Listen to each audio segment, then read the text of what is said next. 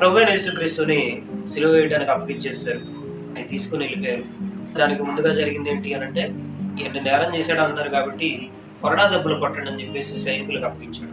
అప్పగించిన వాడు ఆ శిక్ష పూర్తయ్యేంత వరకు, ఆ కొరడా దెబ్బలు వాళ్ళు కొట్టేంత వరకు వాళ్ళు అక్కడ ఉండాలి కదండి. ఇలాగ ఉండాలి, శిక్ష చేసినోడు ఉండాలి, ఏం చేశారో మీరని, అది ఎంతవరకు జరుగుతుందని పరిశీలన చేసేవాడు ఉండాలి.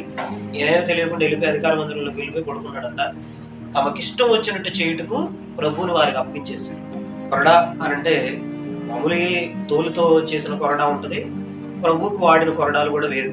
తోలుతో చేసిన కొరడా దెబ్బలు 39 అంటే ఆయన తట్టుకోగలిగేవాడు. కేవలం వాటి మీద వాతలు పడేవి. కానీ ప్రభువుకు వాడిన కొరడాలు అంటే అవి తోలుతో చేసి చివరన ఇనుప గుండ్లు ఉంటాయి అంటే ఇనుప గుండ్లు కట్టి ఉంటాయి అంట.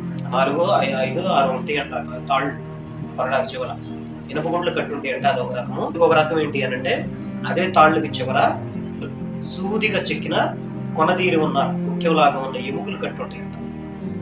ఇంకో కొరడా ఏంటి అనంటే ఇనుము అలాగే సూదిలా కుక్కేలాగా చెక్కేసి ఇనుము ముక్కలు కట్టి ఉంటాయి అంటే ఇంకొక అలాంటి కొరడాలు ప్రభు ఉపయోగించారు.